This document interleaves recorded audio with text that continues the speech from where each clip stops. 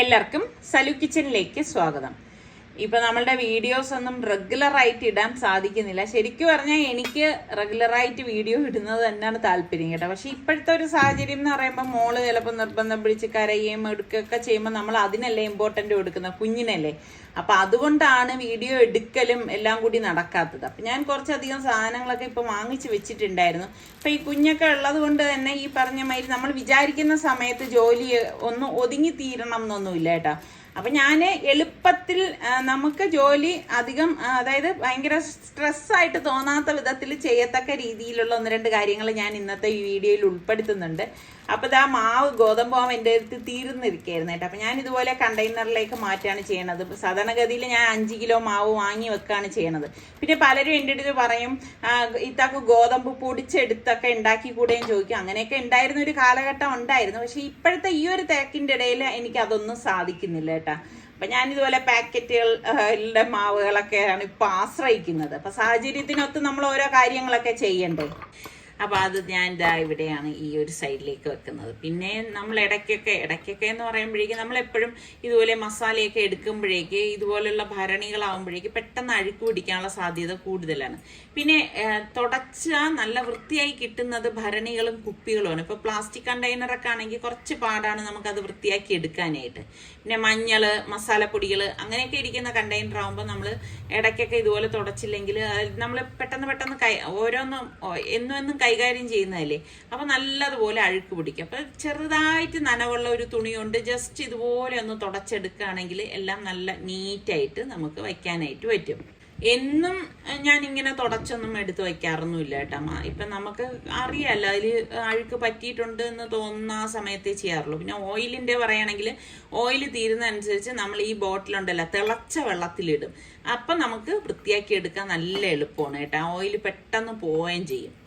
പിന്നെ നമ്മൾ വെയിലത്ത് വെച്ച് നല്ലതുപോലെ ഉണക്കിയ ശേഷമേ പിന്നെ ഞാൻ അതിലേക്ക് ഓയിലൊക്കെ ഒഴിച്ചു വെക്കത്തുള്ളൂ. പിന്നെ ഇതുപോലത്തെ ഭരണിയൊക്കെ ആകുമ്പോൾ നമുക്ക് അതായത് തുടച്ചു കഴിഞ്ഞാൽ നല്ല വൃത്തിയാക്കി വെക്കാൻ നല്ല സൗകര്യമാണ് കേട്ടോ. അപ്പം ഞാൻ ഇതാ നമ്മുടെ കടല വാങ്ങിയിട്ട് വന്നിട്ടുണ്ടായിരുന്നു, വെള്ളയും കറുപ്പും കേട്ടോ. ഞാൻ എങ്ങനെയാന്ന് വെച്ചാൽ കടല വാങ്ങിച്ചുകൊണ്ട് വന്നിട്ട് പിന്നെ അപ്പോഴല്ല എടുക്കുന്നത്. ഇതൊക്കെ ഞാൻ എന്താ പറയുക എൻ്റെ ജോലി കുറയ്ക്കുന്ന, അതായത് ടൈം സേവ് ചെയ്യുന്ന കാര്യങ്ങളാണേ. അപ്പം കടല ഇതുപോലെ പാത്രത്തിലേക്ക് ഇട്ട ശേഷം ഇനിയിപ്പം നന്നായിട്ടൊന്ന് കഴുകിയെടുക്കും.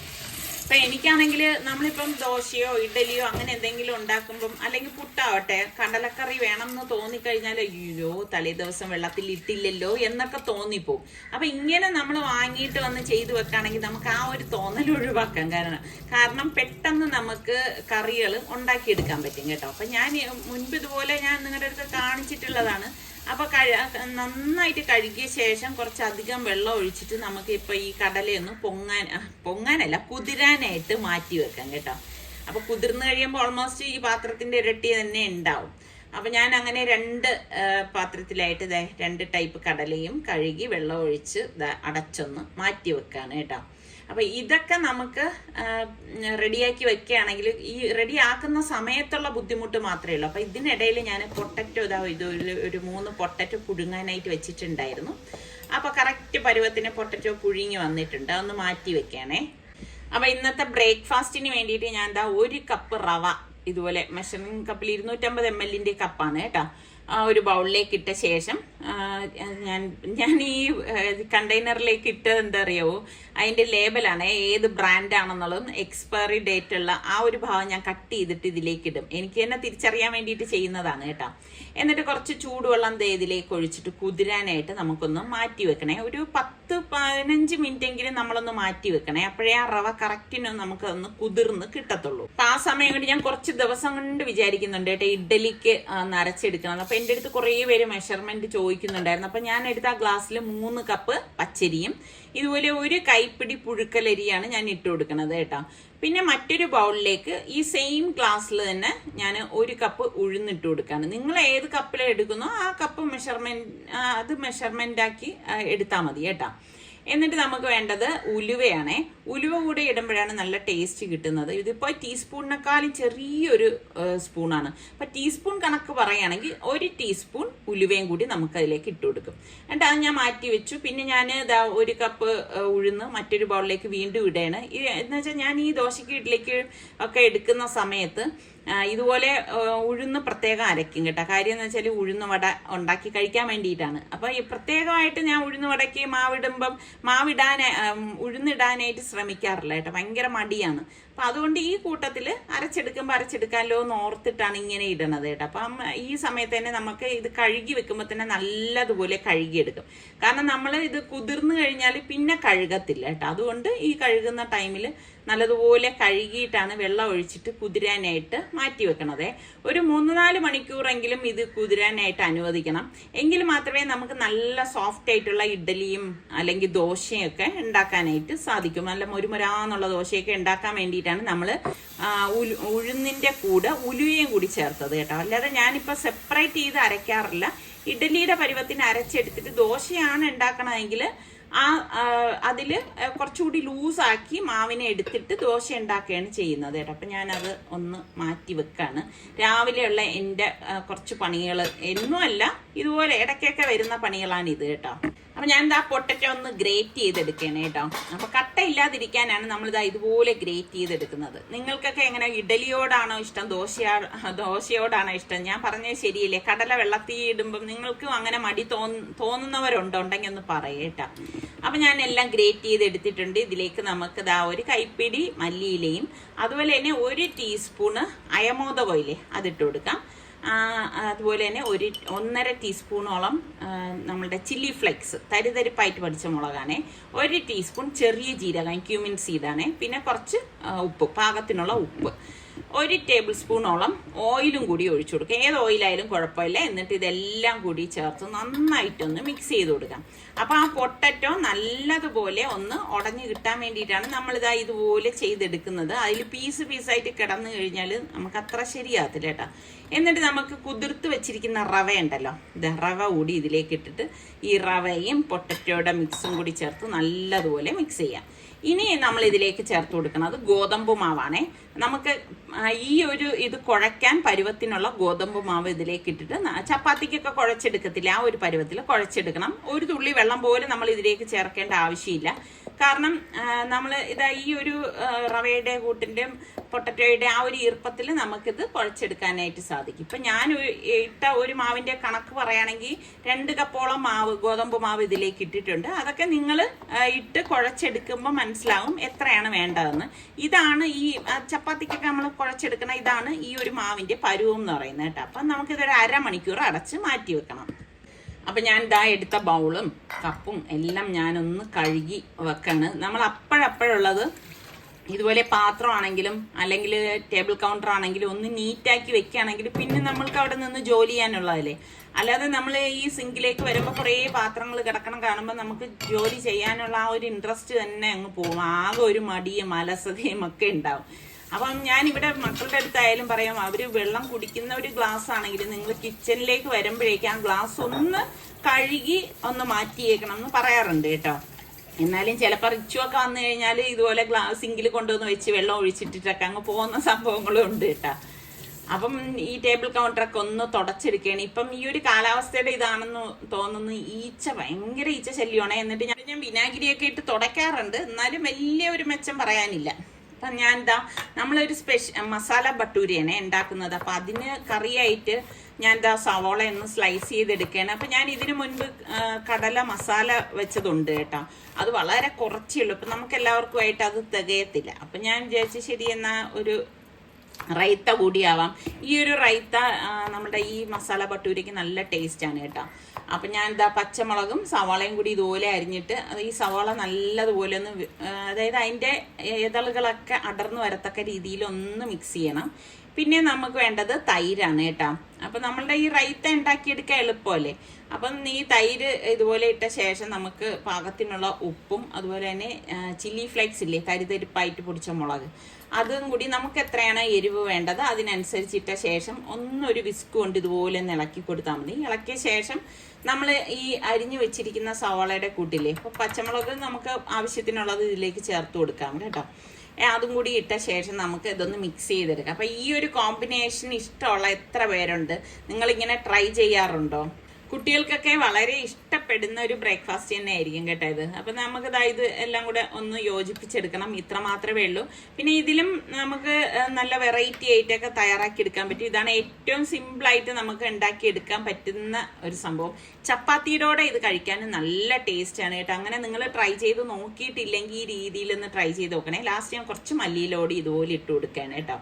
അപ്പം ഞാൻ നമ്മളുടെ ഇരുമ്പ് ചട്ടി അടുപ്പത്തേക്ക് വെച്ചിട്ടുണ്ട്. ഇതിലേക്ക് നമുക്ക് ഫ്രൈ ചെയ്തെടുക്കാൻ ആവശ്യത്തിനുള്ള ഓയിൽ ഒഴിച്ചു കൊടുക്കാം. അപ്പം നമ്മളുടെ മസാല ഭട്ടൂരയുടെ മാവ് ഇവിടെ കറക്റ്റ് പരുവായിട്ടുണ്ട്. അപ്പം ഇനിയിപ്പോൾ ഇത് നമുക്ക് നോർമലി നമ്മൾ പരത്തിയെടുക്കത്തില്ലേ, അതുപോലെ ചെയ്തെടുത്താൽ മതി. ഞാൻ ഈ ഒരു സൈസിലാണ് ഉരുളയാക്കി എടുക്കുന്നത്. പിന്നെ ഞാൻ എപ്പോഴും പറയുന്നത് പോലെ നമ്മളുടെ ചപ്പാത്തി പ്രസ്സിൽ വെച്ചിട്ടാണ് ജസ്റ്റ് ഇതൊന്ന് പ്രസ് ചെയ്തെടുക്കുന്നത് കേട്ടോ. അപ്പം എളുപ്പത്തിൽ നമുക്കിത് ഉണ്ടാക്കിയെടുക്കാനും പറ്റും. പിന്നെ നമ്മൾ പരത്തി നിൽക്കേണ്ട കാര്യമില്ലല്ലോ. അപ്പം എണ്ണ നന്നായിട്ട് ചൂടാവണം. ചൂടായ ശേഷം ഫ്ലെയിം ഒന്ന് മീഡിയം ഫ്ലെയിമിൽ വെച്ചിട്ട് വേണം നമ്മളിത് ഫ്രൈ ചെയ്തെടുക്കാനുള്ളത്. ഹൈ ഫ്ലെയിമിൽ വെച്ച് കഴിഞ്ഞാൽ ഇതിൻ്റെ ഉൾഭാഗം വേഗത്തുമില്ല, അത് പെട്ടെന്ന് കരിഞ്ഞു പോകാനുള്ള സാധ്യത കൂടുതലുമാണ് കേട്ടോ. അപ്പം ഒരു സൈഡ് റെഡി ആകുമ്പോഴേക്കും നമുക്കൊന്ന് മറിച്ചിട്ട് കൊടുക്കാം. പിന്നെ എപ്പോഴും ശ്രദ്ധിക്കേണ്ട കാര്യം, ആദ്യം ഉണ്ടാക്കണ നമ്മുടെ ഏത് ടൈപ്പ് ഭട്ടൂര ആണെങ്കിലും ആദ്യം ചിലപ്പോൾ അത്ര പൊന്തി വരണമെന്നില്ല. പക്ഷെ ആ എണ്ണയുടെയൊക്കെ ആ ഒരു ചൂടിൻ്റെ ഒരു ക്രമീകരണം കൊണ്ടാണ്. രണ്ടാമത് മുതൽ നമ്മൾ ഉണ്ടാക്കി തുടങ്ങുമ്പോൾ നല്ല ഫ്ലഫി ആയിട്ട് തന്നെ പൊങ്ങി വരും കേട്ടോ. അങ്ങനെ നമ്മുടെ ഒരു ഭട്ടൂര റെഡി ആയിട്ടുണ്ട്. അപ്പോൾ അടുത്തത് ഞാനിതാ ഇതുപോലെ ഇടണം. എപ്പോഴും നമ്മൾ കഴിക്കുന്ന ആ ഒരു സമയത്ത് ഇത് ഉണ്ടാക്കിയെടുക്കുന്നതാണ് നല്ലത് കേട്ടോ. തണുത്ത് കഴിഞ്ഞാൽ അത്ര ടേസ്റ്റ് ഉണ്ടാകത്തില്ല. ഇത് നമ്മൾ ചൂടോടുകൂടി കഴിക്കുന്ന ഒരു ഭട്ടൂരയാണ്. അപ്പം ഇത് നിങ്ങൾ ട്രൈ ചെയ്ത് നോക്കിയിട്ടില്ലെങ്കിൽ ഒന്ന് ട്രൈ ചെയ്ത് നോക്കിയിട്ട് എനിക്ക് ഫീഡ്ബാക്ക് കൂടെ തരണം കേട്ടോ. എങ്ങനെ നിങ്ങൾക്കിത് ഇഷ്ടപ്പെട്ടോ ഇല്ലയോ എന്നൊക്കെ ഉള്ളത്. അപ്പം ഇത് ഈ ഒരു രീതിയിൽ ഉണ്ടാക്കണ എത്ര പേരുണ്ട് നമുക്കിടയിൽ ഉണ്ടെങ്കിൽ ഒന്ന് പറയുക കേട്ടോ. അപ്പം ഇത് നല്ലൊരു ഗോൾഡൻ കളർ ആകുന്നത് വരെ നമുക്കത് ഇതുപോലെ തിരിച്ച് മറിച്ചു വിട്ടെടുക്കേ. എപ്പോഴും നമ്മൾ ഒരേപോലെ തന്നെ ഭട്ടൂര ആയാലും പൂരി ആയാലും ഒക്കെ ഉണ്ടാക്കുന്നതിൽ നിന്നും ഇതുപോലെ വ്യത്യസ്തമായിട്ടൊക്കെ ഉണ്ടാക്കി എടുക്കുമ്പം കുട്ടികളൊക്കെ ഉള്ളവരാണെങ്കിൽ അവർക്ക് ഭയങ്കര ഇൻട്രസ്റ്റ് ആയിരിക്കും. പിന്നെ തീർച്ചയായിട്ടും നിങ്ങളുടെ ഹസ്ബൻഡ്സിനും ഇതൊക്കെ ഇഷ്ടപ്പെടും. ഉറപ്പായിട്ടും നിങ്ങൾ ട്രൈ ചെയ്ത് നോക്കിയിട്ട് വീട്ടിലുള്ളവരുടെ അഭിപ്രായമൊക്കെ അറിഞ്ഞ ശേഷം എനിക്ക് ഫീഡ്ബാക്ക് തരണം കേട്ടോ. കുറേ പേര് അങ്ങനെ തരുന്നവരുണ്ട് കേട്ടോ. ശരിക്കും അത് വായിക്കുമ്പോൾ ഭയങ്കര ഒരു സന്തോഷമാണ്. അപ്പം ഇത് അടിപൊളി കോമ്പിനേഷനാണ്, സൂപ്പർ ടേസ്റ്റുമാണ്. ബ്രേക്ക്ഫാസ്റ്റ് ഒക്കെ കഴിഞ്ഞ ശേഷം ഞങ്ങൾക്ക് 1-2 ആവശ്യമായിട്ട് പുറത്ത് വേണ്ടതുണ്ടായിരുന്നു കേട്ടോ. അപ്പോൾ നമ്മളുടെ പുറത്തുള്ള ആവശ്യങ്ങളെല്ലാം കഴിഞ്ഞപ്പോഴേക്ക് ലഞ്ചിൻ്റെ ടൈമായി. അപ്പം നിസാറിക്ക് പറഞ്ഞു എങ്കിൽ പിന്നെ ഇന്നിപ്പോൾ പുറത്ത് പോയി കഴിക്കാമെന്ന് പറഞ്ഞു. അപ്പോൾ എനിക്കും അതൊക്കെ തന്നെയാണ് താല്പര്യം. ഇനി വീട്ടിൽ ചെന്നിട്ട് ഓരോന്നും ഉണ്ടാക്കിയിട്ടൊക്കെ കഴിക്കാമെന്ന് പറയുമ്പം കുറച്ച് പാടല്ലേ. അപ്പം നോക്കുമ്പോൾ വേണ്ടി നമ്മളിപ്പം റെസ്റ്റോറൻറ്റിൽ എത്തിയപ്പോൾ കുറച്ച് നേരത്തെ ആയിപ്പോയി കേട്ടോ. അങ്ങനെ ഇപ്പം ഫുഡ് ഓർഡർ ചെയ്തു, ഭക്ഷണം വന്നു. അപ്പം ഞങ്ങൾ രണ്ടുപേരും ഊണും അവർ ബിരിയാണിയും നൂഡിൽസ് അങ്ങനെയാണ് വാങ്ങിയത് കേട്ടോ. എന്തായാലും നല്ല ചൂട് ചോറാണ് ഇവിടെ വരുമ്പോൾ കിട്ടുന്നത്. അപ്പോൾ ഇതുപോലെയൊക്കെ പുറത്തൊക്കെ പോകുമ്പോൾ റെസ്റ്റോറൻറ്റിലൊക്കെ വരുമ്പോഴേക്കും കുഞ്ഞുങ്ങൾക്ക് മോൾക്ക് ഇരിക്കാനൊക്കെ ഇച്ചിരി ബുദ്ധിമുട്ടാണ് കേട്ടോ. പിന്നെ ലാസ്റ്റ് ഇവിടെ എത്തിക്കഴിഞ്ഞാൽ ഒരു ഡെസേർട്ടും കൂടി കഴിക്കുമ്പോൾ അടിപൊളിയാണ് കേട്ടോ. അങ്ങനെ അതൊക്കെ കഴിച്ച ശേഷം ഇനിയിപ്പം നേരെ വീട്ടിലേക്കാണ് പോണത്. ഉച്ച കഴിഞ്ഞ ശേഷം ഞാൻ കിച്ചണിലേക്ക് വന്നപ്പോഴേക്കും നമ്മുടെ കടല കണ്ടോ വീർത്ത് ഇതുപോലെ ആയി കേട്ടോ. അപ്പോൾ നമ്മളുടെ കറുത്ത കടല ഓൾമോസ്റ്റ് ഇതുപോലെ ആയിട്ടുണ്ട്. അതായത് നല്ല കുതിർന്ന് വന്നിട്ടുണ്ട്. അപ്പം ഞാൻ നേരത്തെ പറഞ്ഞില്ലേ പിന്നീട് നമ്മളിത് വാഷ് ചെയ്യത്തില്ല. അപ്പം അതിനനുസരിച്ച് നല്ലതുപോലെ വാഷ് ചെയ്തെടുക്കണം എന്ന് പറഞ്ഞാൽ ഇതുകൊണ്ടാണ്. അപ്പം ഞാൻ ഇതുപോലെ പ്രഷർ കുക്കറിലേക്ക് ഇട്ട് കൊടുക്കുകയാണ് ചെയ്യണത്. അപ്പം ഇനിയിപ്പം ഇതിപ്പം നമുക്ക് വേവിച്ചെടുക്കണം. അപ്പം അത് കടല നികക്കെയുള്ള വെള്ളം നമുക്ക് ഇതുപോലെ ഒഴിച്ച് പാകത്തിനുള്ള ഉപ്പിട്ട് കൊടുക്കാം. മഞ്ഞൾ ഞാൻ ഇടത്തില്ല കേട്ടോ. അല്ല മഞ്ഞൾ ഇടാതെയാണ് ഞാനിത് വേവിച്ചെടുക്കുന്നത്. ഉപ്പ് ചേർത്ത് നല്ലതുപോലെ ഒന്ന് മിക്സ് ചെയ്യണം. പാകത്തിനുള്ള ഉപ്പ് നമ്മൾ ഇതിലേക്ക് ചേർത്ത് കൊടുക്കണം. അത് ശ്രദ്ധിച്ചേക്കണം കേട്ടോ. എന്നിട്ട് പ്രഷർ കുക്കർ മൂടിയിട്ട് ഞാൻ എൻ്റെ ഈ ഒരു കുക്കറിൽ ഒരു 4 വിസിൽ കേട്ടാൽ മതി. കടല വെന്ത് കിട്ടും കേട്ടോ. അപ്പം ഇതാ കുക്കർ അടുപ്പത്തേക്ക് വെച്ചിട്ടുണ്ട്. അപ്പം അതുപോലെ തന്നെ നമ്മുടെ കറുത്ത കടലയും ഒന്ന് വേവിച്ചെടുക്കാം. അപ്പം ഞാൻ നേരത്തെ പറഞ്ഞതുപോലെ ഇപ്പം നമ്മൾ കടലയൊക്കെ അത് ഉപ്പിട്ട് തന്നെ വേവിക്കണതേ. കടലയൊക്കെ നമ്മൾ ഇതുപോലെ വേവിച്ചെടുത്ത് നമ്മൾ ഫ്രീസറിൽ വെക്കുകയാണെങ്കിൽ പെട്ടെന്ന് നമുക്ക് ഇതുപോലെ കറി ഇപ്പം രാത്രിയൊക്കെ നമ്മൾ എന്ത് കറി ഉണ്ടാക്കും എന്നുള്ളൊരു ചിന്ത വേണ്ട കേട്ടോ. അപ്പം ഇത് എടുത്ത് മസാലയാക്കേണ്ട പാട് മാത്രമേ ഉള്ളൂ. ഇതിൽ നിന്ന് നമുക്ക് എത്രയാണോ ആവശ്യത്തിനനുസരിച്ച് നമ്മൾ കടല എടുത്തിട്ട് ഇപ്പം നമ്മൾ ഓവൻ ഇല്ലാത്തവരാണെങ്കിൽ ഒന്ന് പുറത്തെടുത്ത് വെച്ചിട്ട് 1 മണിക്കൂർ മുന്നേ പുറത്ത് വെച്ച ശേഷം കറി ഉണ്ടാക്കും കേട്ടോ. അല്ലാതെങ്കിൽ ഞാൻ മൈക്രോവേവിൽ വെച്ച് ജസ്റ്റ് ഒന്ന് ചൂടാക്കി എടുക്കുകയാണ് ചെയ്യണത്. നമ്മുടെ ഉഴുന്നും അരിയും അതുപോലെ ഇതാ കണ്ട അത് ഇഡ്ഡലിക്ക് വേണ്ടിയിട്ടുള്ള ഐറ്റംസും ഒക്കെ കുതിർന്ന് വന്നിട്ടുണ്ട്. അപ്പം ഇനിയിപ്പം ഞാൻ ഇതൊന്ന് അരച്ചെടുക്കാനായിട്ട് പോവാണ് കേട്ടോ. അപ്പം പലരും എൻ്റെ അടുത്ത് ഇഡ്ഡലിയുടെ റെസിപ്പി അരയ്ക്കുന്നതിൻ്റെ കാര്യം ചോദിക്കുന്നത് കൊണ്ടാണ് ഞാനിത് പറയണത്. അപ്പോൾ ഇതാ കുതിർന്ന ഉഴുന്ന് നമുക്ക് ഇതുപോലെ മിക്സിയുടെ ജാറിലേക്ക് ഇട്ട് കൊടുക്കുക. അപ്പോൾ ആദ്യം തന്നെ ഞാൻ ഇതിപ്പോൾ ഉഴുന്ന് വടക്കുള്ള ഉഴുന്നാണ് ഇടുന്നത്. ഒരു 4 പച്ചമുളകും ഇതുപോലെ ഒരു 4 ചെറിയ പീസ് ഇഞ്ചിയും 1 ടീസ്പൂൺ ചെറിയ ജീരകം പിന്നെ പാകത്തിനുള്ള ഉപ്പ് ഇത്രയും ഇട്ട ശേഷം നമുക്കിതൊന്ന് അരച്ചെടുക്കാം. വെള്ളം ചേർക്കത്തില്ല കേട്ടോ. വെള്ളം ഒട്ടും ചേർക്കാതെയാണ്, കാരണം ആ കുതിർന്ന ആ ഉഴുന്നിൽ തന്നെ വെള്ളത്തിൻ്റെ അംശമുണ്ട്. ഒന്ന് അരച്ചെടുക്കുന്നത് ഒരുപാട് നേരമൊന്നും അരച്ചെടുക്കത്തില്ല. കൂടി വന്നാൽ ഞാനൊരു 5 മിനിറ്റ് മാത്രമേ അരച്ചെടുക്കാറുള്ളൂ കേട്ടോ. എൻ്റെ ഒരു കണക്ക് ഞാൻ പറയുകയാണ്. അപ്പം ഇതൊക്കെ നിങ്ങളുടെ മിക്സിയൊക്കെ ഡിപ്പെൻഡ് ചെയ്തിരിക്കും കേട്ടോ, ബ്ലേഡിനെയൊക്കെ ഡിപ്പെൻഡ് ചെയ്തിരിക്കും. അപ്പം നമ്മളുടെ ഉഴുന്ന് വടക്കുള്ള ഉഴുന്ന് റെഡിയാണ്. അപ്പം ഇന്നിപ്പോൾ ഞാൻ വടയൊന്നും ഉണ്ടാക്കുന്നില്ല. ഞാനിപ്പോൾ ഇത് അടച്ച് ഫ്രിഡ്ജിലേക്ക് മാറ്റും. അപ്പം എനിക്ക് സൗകര്യം അനുസരിച്ച് ഇപ്പം നാളെയോ അല്ലെങ്കിൽ മറ്റന്നാളോ ഒക്കെ ഉണ്ടാക്കത്തേ ഉള്ളൂ. അപ്പോൾ പലരും ചോദിക്കില്ല കൈപ്പരസം ഉണ്ടാകത്തില്ലേന്ന്. ഒന്നും ഉണ്ടാകാറില്ല കേട്ടോ. ഞാനിത് ഇങ്ങനെ സ്ഥിരം ചെയ്യുന്നതാണ്. അപ്പം അതേ ഉഴുന്ന് അരച്ച ഇതിൽ തന്നെയാണ് നമ്മൾ അടുത്ത് ഇഡ്ഡലിക്ക് വേണ്ടിയിട്ട് അരച്ചെടുക്കുന്നത്. അപ്പോൾ ഇതുപോലെ പാകത്തിനുള്ള ഉപ്പും കൂടി ഇട്ടിട്ട് തന്നെയാണ് ഞാനിത് അരച്ചെടുക്കുന്നത്. ഇതിനിടയിൽ നമ്മളുടെ കുക്കറിൽ വിസിലടിക്കുന്നുണ്ട്. അപ്പോൾ അരച്ച ഉഴുന്നിൻ്റെ ബാച്ച് ഞാൻ കണ്ടെയ്നറിലേക്ക് ഇതുപോലെ ഒന്ന് ഒഴിച്ചു കൊടുക്കുകയാണ് കേട്ടോ. ഈ ഒരു കട്ടിയിലാണ് നമ്മളിത് അരച്ചെടുക്കുന്നത്, കാരണം ഇഡ്ഡലിക്ക് വേണ്ടിയിട്ടല്ലേ. അത് കഴിഞ്ഞിട്ട് അരിയും ഞാൻ അരച്ചെടുത്തിട്ടുണ്ടായിരുന്നു. അപ്പോൾ അരിയും ഇതുപോലെ ഒന്ന് ഒഴിച്ചു കൊടുക്കുകയാണ്. അരി നികക്കെയുള്ള വെള്ളം ഒഴിച്ചിട്ടാണ് നമ്മളിത് അരച്ചെടുക്കുന്നത് കേട്ടോ. ഓവറായിട്ട് വെള്ളം ഒഴിക്കരുത്. ഓവറായിട്ട് വെള്ളം ഒഴിച്ചു കഴിഞ്ഞാൽ നമുക്ക് ഇഡ്ഡലി അത്ര ശരിയാവത്തില്ല കേട്ടോ. ലാസ്റ്റ് മിക്സിയുടെ ജാറിലേക്ക് കുറച്ച് വെള്ളം ചേർത്തത് ഇതിലേക്ക് ഒഴിച്ച ശേഷം ഇനിയിപ്പോൾ കൈ കൊണ്ടാണ് ഇത് നന്നായിട്ടൊന്ന് മിക്സ് ചെയ്യും. കൈ നന്നായിട്ട് കഴുകിയിട്ട് ഇതുപോലെ ഒന്ന് മിക്സ് ചെയ്തെടുക്കും. അപ്പം നല്ലതുപോലെ മിക്സ് ചെയ്തെടുക്കണം. പിന്നെ ഞാനൊരു ട്രിക്കും കൂടെ പറയാം. നിങ്ങളുടെ മിക്സിയുടെ ചൂടാകുന്നെങ്കിൽ നിങ്ങൾ മിക്സിയുടെ ജാറിലേക്ക് 2-3 ഐസ് ക്യൂബും കൂടി ഇട്ടിട്ട് ഉഴുന്നോ അരിയോ അരച്ചെടുക്കുകയാണെങ്കിൽ മിക്സി പെട്ടെന്ന് ചൂടാവത്തില്ല കേട്ടോ. അതൊരു ടിപ്പാണ് കേട്ടോ. അപ്പം ഞാനിത് അടച്ച് ഒന്ന് മാറ്റി വെക്കാണ്. രാത്രി ഞാനിത് ഇനി ഫ്രിഡ്ജിലേക്ക് മാറ്റത്തേ ഉള്ളൂ കേട്ടോ. സ്റ്റീം പോയ ശേഷം ഞാൻ കുക്കർ ഓപ്പൺ ചെയ്തു. കണ്ട നമ്മളുടെ കടലയൊക്കെ പാകത്തിന് വെന്ത് വന്നിട്ടുണ്ട്. ഞാൻ കാണിച്ചു തരാം. കണ്ട കറക്റ്റ് പരുവത്തിന് വെന്ത് വന്നിട്ടുണ്ട്. അപ്പോൾ ഇനിയിപ്പം ഞാനിതൊന്ന് ഡ്രെയിൻ ചെയ്തെടുക്കുകയാണ്. നന്നായിട്ടൊന്ന് തണുക്കാനായിട്ട് മാറ്റി വെക്കും. അപ്പോൾ തന്നെ നമ്മളുടെ കറുത്ത കടലയും സ്റ്റീമൊക്കെ പോയ ശേഷം ഞാൻ ഇതുപോലെ ഒന്ന് തുറന്നെടുക്കുകയാണ്. കറുത്ത കടല വറുത്തരച്ച് വെക്കുന്നതാണോ അല്ലാതെ വെക്കുന്നതാണോ നിങ്ങൾക്കിഷ്ടം? എനിക്കിഷ്ടം വറുത്തരച്ച് വെക്കുന്നതാണ് കേട്ടോ. അതും പുട്ടും കൂടി നല്ലൊരു കോമ്പിനേഷൻ അല്ലേ. എന്ത് പരിപാടി മഴയത്ത്? നല്ല കാറ്റ് കേട്ടോ.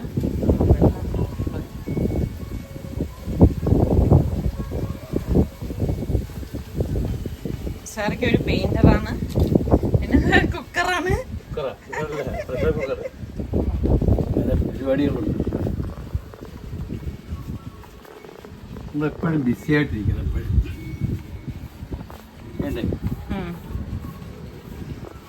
നമ്മളുടെ രണ്ടുപേരെ ആറ്റിറ്റ്യൂഡ് അതാണല്ലേ.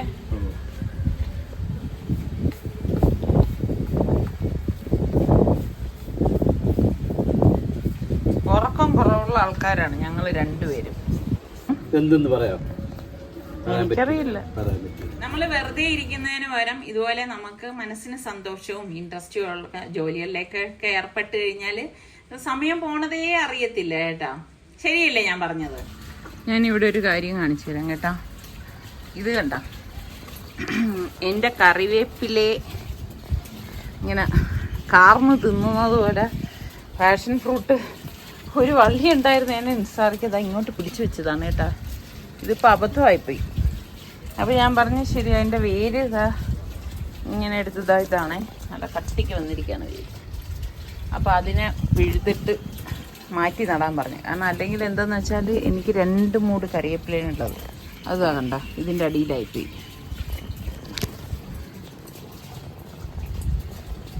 അങ്ങനെ നിസാറിക്ക് അത് ഫൈനൽ സ്റ്റേജിലേക്ക് പെയിന്റ് അടിച്ചുകൊണ്ടിരിക്കുകയാണ്. നിസാറിക്കാക്ക് ഇങ്ങനെ ആരെങ്കിലും കൊണ്ട് ചെയ്യിക്കുന്നതിനേക്കാളും സ്വന്തമായിട്ട് ഇങ്ങനെയുള്ള ചെറിയ ചെറിയ കാര്യങ്ങളൊക്കെ ആണെങ്കിൽ സ്വന്തമായിട്ട് ചെയ്യുന്നതൊക്കെയാണ് താല്പര്യം കേട്ടോ. അപ്പൊ ഞാൻ ടെറസിലേക്ക് വന്നപ്പോഴേക്കും നല്ലൊരു അടിപൊളി കാഴ്ച ഞാൻ കണ്ടു കേട്ടോ. പക്ഷെ എന്ത് ചെയ്യാൻ, അപ്പോഴേക്ക് ആ ഒരു ബിൽഡിങ്ങിന്റെ മറവിൽ സൂര്യൻ അത് സൂര്യനാണ് കേട്ടോ. എന്തൊരു രസമായിരുന്നു എന്നറിയാവോ, സൂര്യൻ അങ്ങ് ആയിപ്പോയി കേട്ടോ. അപ്പൊ എനിക്കങ്ങ് കൃത്യമായിട്ടൊന്ന് അത് ക്യാമറയിൽ ഒപ്പിയെടുക്കാനൊന്നും സാധിച്ചില്ല. അങ്ങനെ നമ്മളുടെ കടല നന്നായിട്ട് തണുത്തിട്ടുണ്ട്. അപ്പൊ തണുക്കാൻ വേണ്ടിയിട്ട് ഞാൻ ഇതുപോലെ വലിയൊരു കണ്ടെയ്നറിലാണ് വെച്ചിരുന്നത്. ഇതുപോലെ നിരത്തി വെക്കും കേട്ടോ. എന്നിട്ട് നമുക്ക് സിപ്ലോ കവറിലേക്ക് ആക്കാണ് ചെയ്യണത്. ഇതുപോലെ 1 or 2 സിപ്ലോ കവറിൽ വേണമെങ്കിൽ അങ്ങനെ എടുക്കാം. ഞാനിപ്പോ എൻ്റെത് വലിയ സിപ്ലോ കവറാണ് കേട്ടോ. അപ്പൊ അത് കാരണം ഞാനിതിപ്പോ ഫുള്ളായിട്ട് ഇതിൽ തന്നെ വെച്ച് കവർ ചെയ്ത് ഫ്രീസറിലേക്ക് വെക്കാണ് ചെയ്യണത്. പിന്നെ എടുക്കുമ്പം ഇതിൽ നിന്ന് നമുക്ക് എടുക്കാൻ എളുപ്പമാണ് കേട്ടോ. ഇത് ഫുൾ അങ്ങ് ഇങ്ങനെ ടൈറ്റ് ആയിട്ട് വെക്കത്തില്ല. അപ്പൊ ഇതുപോലെ ഒന്ന് പരത്തി വെച്ചു കൊടുക്കാം. അപ്പൊ നമുക്ക് ഈ ഫ്രീസറിൽ നമുക്ക് ആവശ്യത്തിനനുസരിച്ച് എടുക്കാം. ബാക്കി നമുക്ക് ചൂടാക്കുക ഒന്നും വേണ്ട. ബാക്കി നമുക്ക് അതുപോലെ തന്നെ കവർ ചെയ്ത് ഫ്രീസറിലേക്ക് തന്നെ സൂക്ഷിക്കാനും പറ്റും. അപ്പൊ ഇങ്ങനെയാണ് ഞാൻ എൻ്റെ ടൈമൊക്കെ സേവ് ചെയ്യണത് കേട്ടോ, ചില നുറുക്കു വിദ്യകൾ കൊണ്ട്. അപ്പൊ ബാക്കി കറുത്ത കടലയാണെങ്കിലും ഇതുപോലെ വെച്ചു കൊടുക്കാണ്. അല്ലെങ്കിൽ ഞാൻ നേരത്തെ പറഞ്ഞതുപോലെ നമുക്ക് കടല വെള്ളത്തിൽ ഇടണമല്ലോ എന്നൊക്കെ ചിലപ്പം ഓർക്കത്തില്ല കേട്ടോ. പല ജോലി തിരക്കുകൾ കാരണം നമ്മളിതൊന്നും പെട്ടെന്ന് ഓർത്തൊന്നും വരില്ല. അങ്ങനെ വരുമ്പോ അതൊരു ജോലി ഭാരമായിട്ട് വരും. അപ്പൊ ഇതിപ്പം നമുക്ക് അങ്ങനെ ഒരു ഭാരമേ ഇല്ല. ശരിയല്ലേ? കറണ്ട് പോവാതിരിക്കണം എന്നുള്ള ഒരു കാര്യം മാത്രമേ ഉള്ളൂ കേട്ടോ. അപ്പൊ ഇതൊക്കെയാണ് നമ്മളുടെ ഇന്നത്തെ വിശേഷങ്ങൾ എന്ന് പറയുന്നത്. അപ്പൊ ഇഷ്ടപ്പെട്ടാൽ ലൈക്ക് ചെയ്യാനും ഷെയർ ചെയ്യാനൊന്നും മറന്നു വരുന്നത് കേട്ടോ. അടുത്ത് നമുക്ക് അടിപൊളി വ്ളോഗോ റെസിപ്പിയോ ആയിട്ട് കാണുന്നത് വരെ എല്ലാവർക്കും ബൈ.